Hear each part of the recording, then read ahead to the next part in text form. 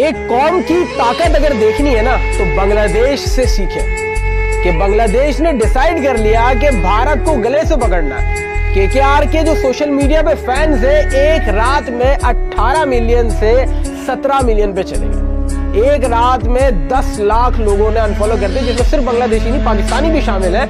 अगर आपने एक कौम की ताकत देखनी है, बांग्लादेश जब जुट होकर जिस तरीके से भारत के गले पड़ा है, उनको मालूम था कि जो उनके बैकएंड पे मामला चल रहे हैं उसमें सारा इंटरवीन भारत कर रहा है, लेकिन उनके पास जवाब नहीं था। मुस्तफिजुर रहमान के मामले के बाद जैसे बांग्लादेश को जवाब मिल गया और पूरा बांग्लादेश भिबर गया भारत पे। हर जगह से भारत को लात पड़ रही है।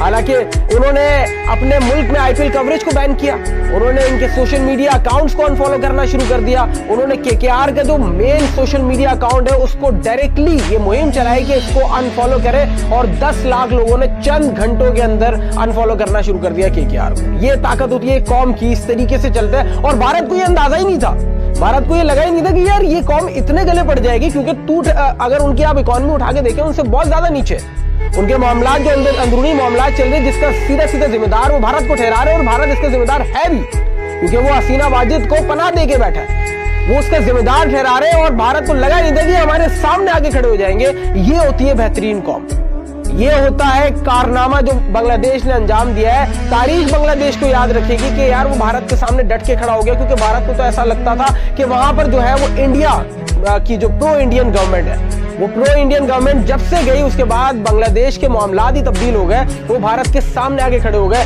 और उसके बाद जो फिर बांग्लादेश के अंदर मामलात हुए वो सारा इल्जाम भारत पे लगाना शुरू हो गए। और इल्जाम क्या, इसके शवाहिद मौजूद है। ये होता है मामला। उन्होंने आईपीएल कवरेज बैन की, हालांकि उनको नुकसान होता, उनको सीधा सीधा नुकसान होता, लेकिन उन्होंने कहा कि इज्जत सबसे बड़ी चीज है।